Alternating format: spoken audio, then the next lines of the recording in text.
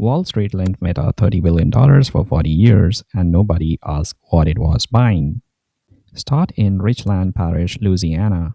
Population about 20,000. There is a building going up here called Hyperion. When it is finished, it will draw 5 gigawatts of power. Mark Zuckerberg said the footprint would cover a significant part of Manhattan. It cost about $27 billion, and Meta is not paying for it with cash. In October, Meta sold about $30 billion of bonds in a single day, the biggest corporate bond sale of the year. The order book came in around 121 billions. 4 buyers for every bond on offer. It was cut into 6 pieces: 5 years, 10, 20, and 30, and a last piece that comes due in 40. Meta wasn't the only one. Alphabet, Amazon, Microsoft, Meta, and Oracle issued about $121 billion of bonds last year. 5 years earlier, the same 5 issued 40. Then there is a debt that never reaches the balance sheet.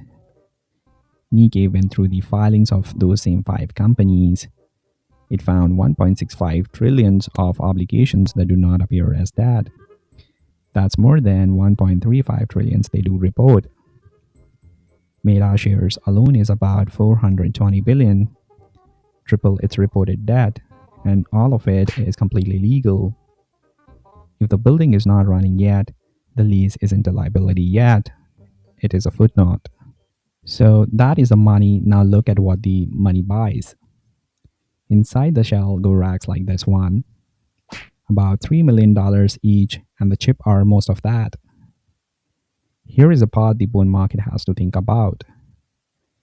Nvidia shipped Hopper in 2022, Blackwell in 2024, Blackwell Ultra a year later, Rubin the year after that.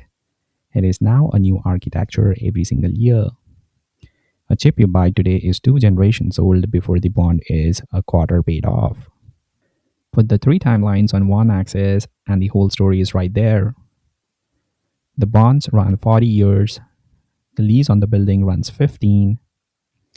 The useful life of the chip inside is about 3. Every engineer has met this bug before.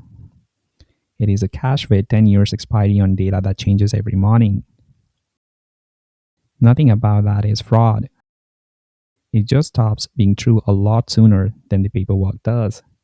And if you want the rest of this build out taken apart the same way, do like and subscribe.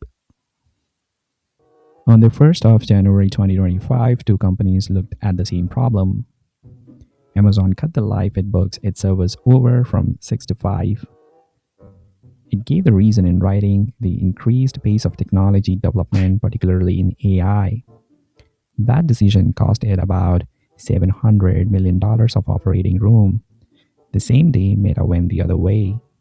It stretched the life of a certain servers out to 5.5 years. That decision added about $2.9 billion to its profits. Same chips, same morning, opposite answers. One of them is wrong, and the hardware gets to decide which. So let's ask the hardware. When Meta trained Llama 3, it ran 16,000 H100 chips for 54 days. In that window, it logged 419 unexpected failures, about 1 every 3 hours. Faulty GPUs and their memory cost roughly half of them. A data center is a building, the thing inside it are not. And the market has already repriced them in public. Renting an H100 peaked around $8 an hour. 2 years later, you could get one for under 2. Nobody needed a footnote to find that number. Now, the fair version of this: not all of that money is buying something with a 3 years life.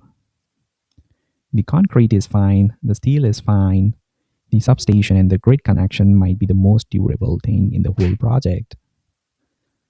Those really do last 30 years. A 40-year bond against a substation is a sensible piece of financing. The problem is the mix. The long-lived part is a small part. Most of the money is going into silicon. Which finally answers the question in the title: why is Wall Street ignoring this?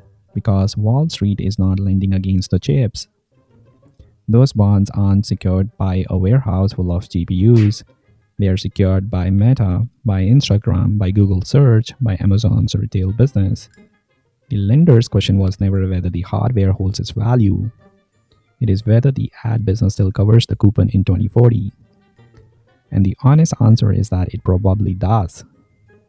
The risk did not disappear, it moved off the assets and onto the company standing behind it, which works right up until nobody is standing behind it, because the same structure is being used by companies with no ad business underneath. Nvidia is reportedly backstopping $250 billion of computing lease for OpenAI and financing another about 350 billion of its own chip sales. Google agreed to backstop about 35 billion of lease payments for Anthropic. This is vendor financing, and it is not new. It works until the customer stops paying. Then you lose the customer and the money you lend them to be a customer. The cost of insuring Nvidia's debt against default just had its biggest one-day jump on record. The people paid to price that risk have noticed. So the debt was never the scandal. It is disclosed, it's legal, and it's sitting on the page 83. The number nobody has to disclose is how long the chips stay worth owning. We bought a 3-year asset with 40-year money and called the difference profit. That gap closes on Nvidia's schedule, not Wall Street's.